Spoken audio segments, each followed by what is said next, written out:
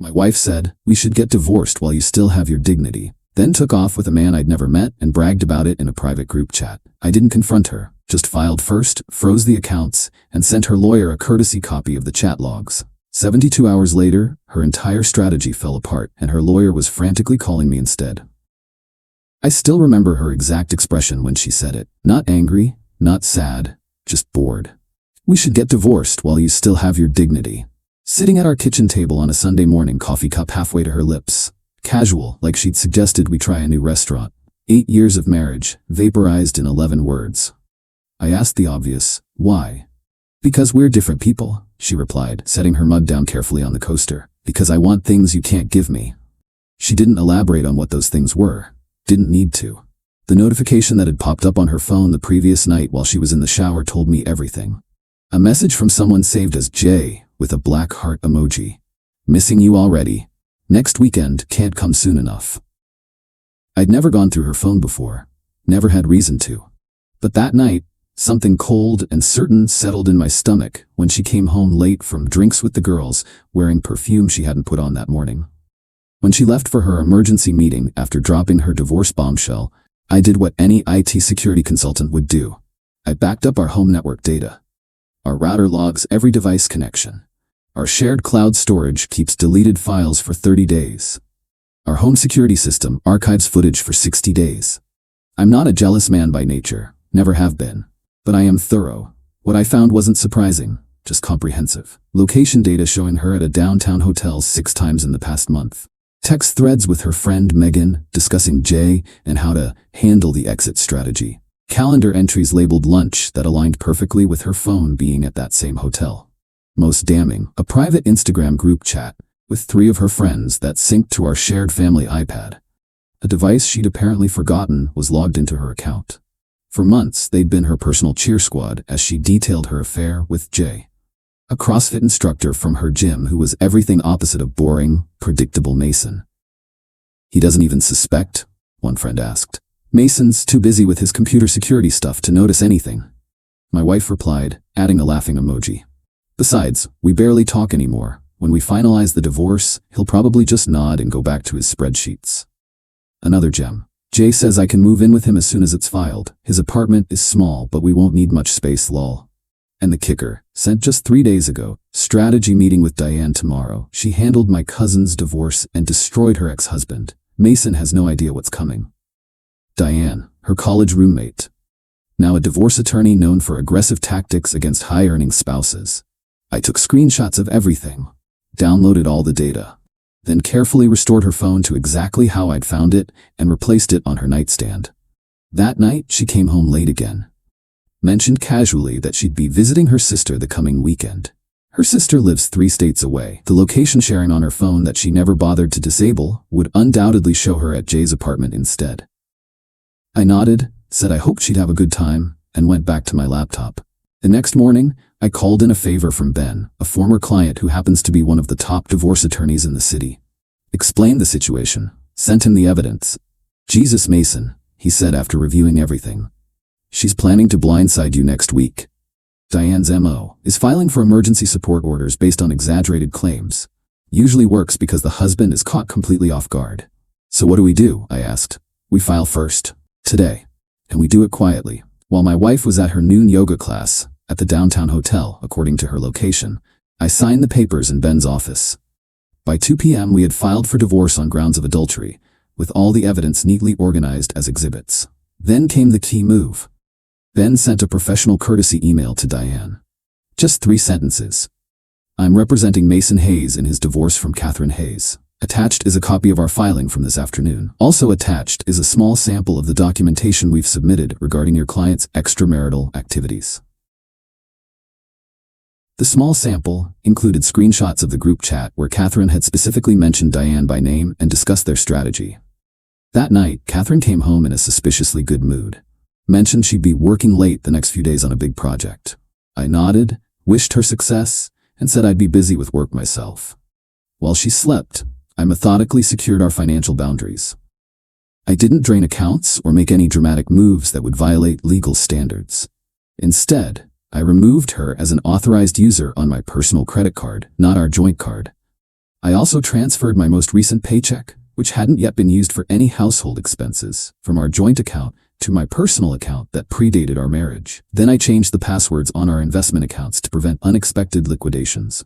All actions my lawyer confirmed were legal in our state given the circumstances. The next morning, after she left for work, I received a text from Ben. Diane just called, wants to discuss options before formal service. Interesting development. I smiled, continued my workday, and waited. Around noon, Catherine's text started. Did you do something with the Amex? It's not working. Why can't I access the Vanguard account? Mason, call me immediately. I responded only to the last one. In meetings all day? What's up? No reply. At 3:17 p.m. she called. I let it go to voicemail. Her message was short, we need to talk, I'm coming home now. I texted back, I'll be working late tonight, tomorrow works better. This gave me time to finalize my preparations. I packed a suitcase with essentials and moved it to my car. Set up automatic forwarding of important mail. Backed up all financial records. Then spent the night at a hotel, ignoring the barrage of increasingly frantic texts. The hammer fell the next morning when Catherine was formally served with the divorce papers at her office. According to the process server, she went white, then rushed outside to make a phone call. 30 minutes later, Ben called me. Diane wants to meet, says there's been a misunderstanding, and thinks we can resolve this amicably. What changed? I asked, already knowing the answer. Apparently, Diane wasn't aware of the comprehensive nature of your evidence. She's concerned about potential ethical issues, given the documented strategy discussions involving her. She's suggesting a quick, clean settlement. I thought about the years I'd invested in our marriage, the plans we'd made, the future I'd believed in. Tell her we'll meet tomorrow, no rush. Later that day, my phone exploded with calls, from Catherine, from numbers I didn't recognize, even from her mother. I answered none of them. Instead, I checked into a different hotel and ordered room service, slept better than I had in months. The meeting the next day was brief. Catherine wouldn't look at me. Diane was coldly professional. Ben presented our terms. 1. Fair division of assets based on contributions. 2. No alimony. 3. Clean break, minimal drama. 4. Preliminary agreement within 72 hours to establish intentions, with the understanding that final divorce processing would follow normal legal timelines. Your client gets to retain her dignity and professional reputation, Ben concluded. My client gets to move on without a protracted legal battle. Everyone wins. After a whispered conference, Diane nodded. We'll review and respond by tomorrow. Catherine finally spoke, voice brittle. Can we talk privately? I glanced at Ben, who shrugged slightly. There's nothing to discuss, I replied, gathering my things. The papers say everything necessary. Outside, Catherine caught up to me in the parking lot. You went through my phone? She demanded, voice shaking. No. You brought your affair into our home network, which I manage, into our cloud storage, which I set up. Everything was there without touching your phone. Those were private conversations. On devices and accounts I built, maintained, and paid for. I unlocked my car. Just like you've been sleeping with your trainer in a home secured by my income, while planning to blindside me with a divorce. It wasn't, she started, then stopped. Jay isn't just my trainer. I know exactly who he is, I replied. The guy whose apartment is too small for all your things. The reason you wanted to handle the exit strategy carefully. The person you're discovering isn't answering your calls now that things have gotten complicated. Her face confirmed my suspicion. You said we should divorce while I still had my dignity, I continued, opening my car door. Thank you for that advice, I'm taking it. Within 48 hours, the settlement was signed. No alimony, fair asset division, clean break. That was 6 weeks ago. I've moved to a new apartment, changed my personal email, and returned to the gym, different one than hers. Haven't spoken to Catherine since that parking lot conversation. Through mutual friends, I've heard she didn't move in with Jay after all. Apparently, he's been giving her space to deal with her divorce. Translation, he wanted an affair, not a refugee. Last week, I received a handwritten letter from her, delivered to my office. I recognized her handwriting on the envelope. After considering it for a moment, I dropped it, unopened, into the shredder. Some stories don't need an epilogue.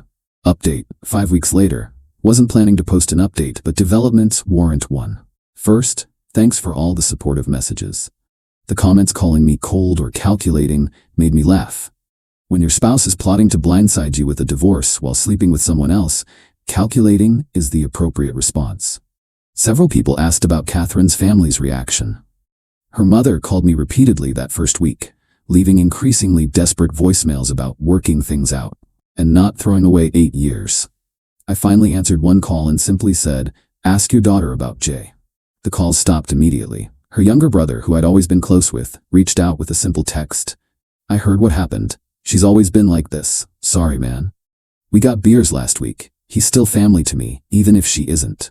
The most interesting development: Diane, Catherine's lawyer, has been professionally impacted by this situation. Apparently, being documented pre-planning aggressive divorce strategies with someone who isn't yet your client raises some ethical questions. According to Ben, she's under review by the State Bar Association. Play stupid games, win stupid prizes. As for Jay, the CrossFit instructor, Catherine's plan to move in with him evaporated the moment things got complicated. According to her brother, Jay claimed he needed space and was going through some personal stuff. 2 weeks after our divorce finalized, he was already seeing someone new at the gym. Catherine herself has been radiating regret through various channels. The handwritten letter I shredded was followed by a second, then emails, then messages through mutual friends. The tone evolved from angry, "You ambushed me," to defensive, "You don't know the whole story," to desperate, "Please just talk to me."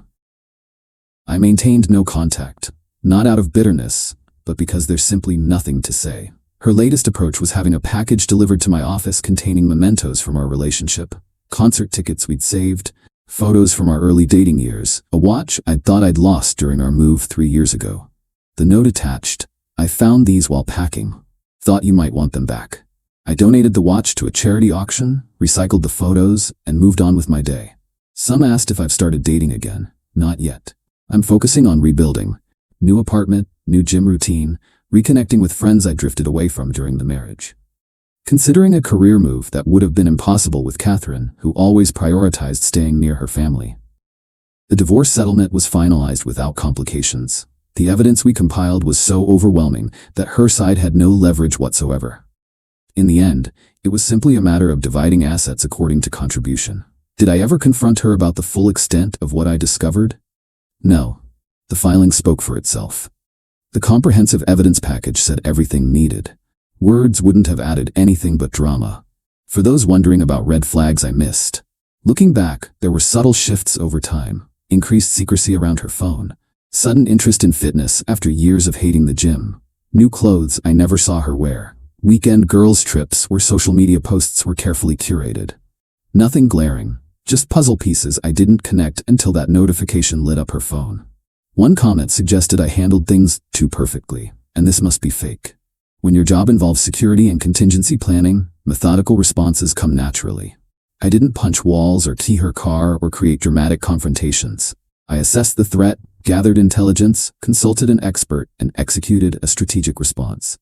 Life isn't a movie. Sometimes the most effective action is simply protecting yourself quietly and walking away with your integrity intact. Eat it. A few brief responses to common questions. Yes, we had a prenup. It was rendered largely irrelevant by the settlement agreement we reached, which she signed to avoid the public filing of evidence. No, there were no children involved, which simplified matters considerably. To those arguing I should have fought for the marriage. Fight for what, exactly? A relationship where my wife was sleeping with someone else while planning to blindside me with a divorce? That's not a marriage worth salvaging. About the going through her phone accusations. I never touched her phone after that initial notification appeared. Everything I discovered came from our shared network, cloud storage, and location data that she never bothered to disable. Your digital footprint is larger than most people realize. For the person who asked if I ever suspected Jay specifically, yes, retrospectively. He had texted her multiple times during dinners, always explained away as work stuff or gym questions. She'd mention him casually, but too frequently. Classic signs I overlooked in real time. Final thought: several messages have asked what I learned from this experience. Simple, trust behaviors, not words. Catherine said she loved me, but her actions showed otherwise. I said nothing during those final days, but my actions ensured I'd exit with respect and security intact. In the end, what we do matters infinitely more than what we say.